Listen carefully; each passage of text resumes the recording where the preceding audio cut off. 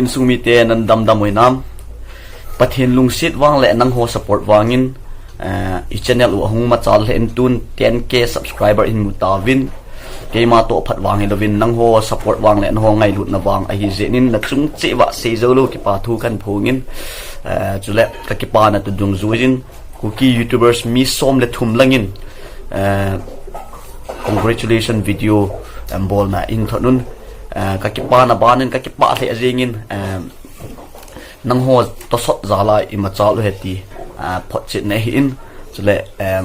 am ho YouTube channel yung subscribe and naboh page yun lang amin ule a channel minu kan koiding kin yung kazo sa na video entertainment bol na thei bowling kating nang hon jong lung sit tain nihin support jing divin kong tawi tun congratulations video chu chomcha na biaw hiti.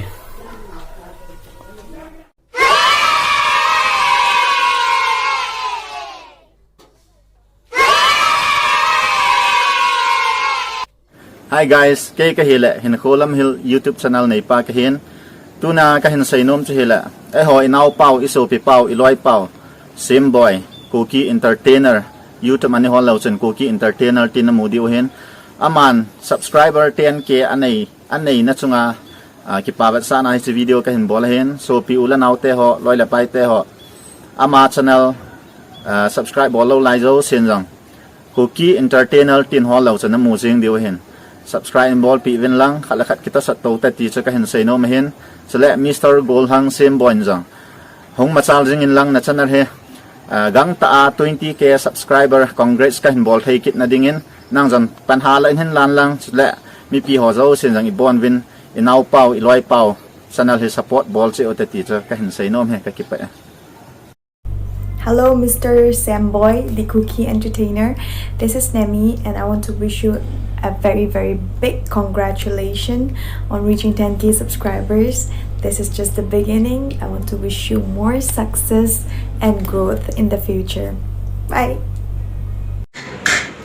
Samboy, Kuki entertainer. Na YouTube channel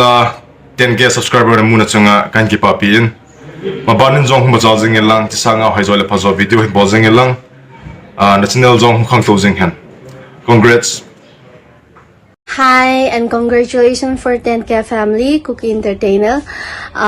Gang ta in 10k na hin mo pay ta in na lol hing le zingin, and I want to say that you really deserve it as ito na active le zingin videos on na hin post loy zingin na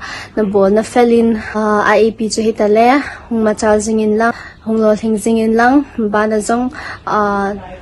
video tha video hoi ta na hin vet sa du ka kiniam zing movin Pathen na mapui zing ta lang. Bye. Kuki YouTuber Samboy Kuki 10,000 subscriber nong lhin ken jong kan kipapin chuleh mabana jong hung khang to jing lang machal jing lang video ong sanga hoi anal vet nom ta nui jaram ta ho in bol jing lang hung machal jingo kan kipapi A big congratulations to Mr. Samboy tunia 10k subscriber nan muna Chung'a he kong kipapi le jingin mabana jong za pi Vietnam mi pi Vietnam dialogue nal ta dialogue ngei ta nan bol to kiding kiniam win mabana jong all the base kan bole. Hi Samboy Kuki entertainer, congrats for 10k subscriber mabana jong kung khang to jingin lang video nang tatain bol jingin lang mi pi hoi na nang entertainer tatain bol ni nong khang to jingin yung kaga vet le kaga gal mu na hindi chot na yung pot video ni sip jingin lang mi pi ti ho hi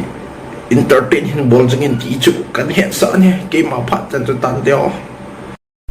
Congrats bro, Samboy Kuki entertainer for achieving 10k subscribers. Congratulations for your milestone. Let's try to hit 100k subscribers this year, okay? Let's go. Hello Kuki entertainer, amasan kazana salam kain bole.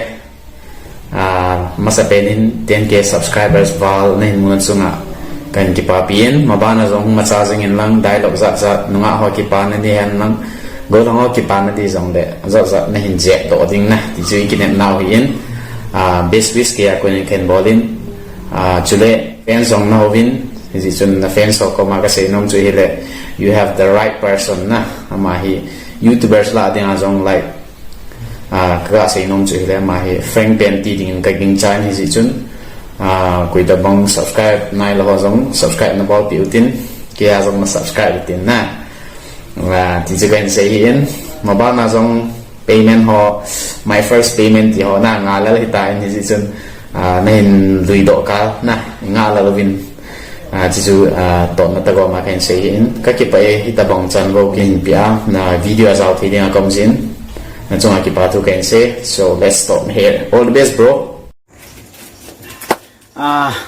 Welcome to Kuki Entertainer YouTube channel. Cái hi là luôn sabai te cái in tu na cái xây nôm cho hi là loi pa xem boy Kuki Entertainer YouTube này pa hin Pathen phatthei bu jal'a subscriber ho ngailu jal'a viewers ho mi pi ho ngailu jalin tu ni ho hin 10k hong thing tai hi le chi chu Kipathu ke a ko ni jang ke kipa na ke hin phungin chibana ma sang hin khwa hin ma charging han lang mi va nom ta content hi lo hele video nal ta hin sim han lang mi pi te ma entertain han bol le ti hi kidep na nei pumin tu ni ho hin ke ma en ama video chule ama YouTube channel 10k Kipathu seina ke nei ma Pathen phatthei bu an lang YouTube channel ma charging ta han bye bye. Hello brother Semboy Kuki Entertainer 10k subscriber nin pha na chunga kipa na thidot kai nein maba na jong to sanga tamzo phazo hoi zo dialogue za hin je min lang to sangin hung khang to jing an kipa pi mo chal jing. Hello Kuki Entertainer. Congratulations for 10k subscribers. Mabana jong lo thing pe rin kahin te me. Kolang Semboy na channel Kuki Entertainment na nati in tuhin congratulations bol thea kon si Pathen ka thangwa in si 10k na muna chunga kan kipa pin humwa charging in nang na bol to yo si Pathen na buta hen kipe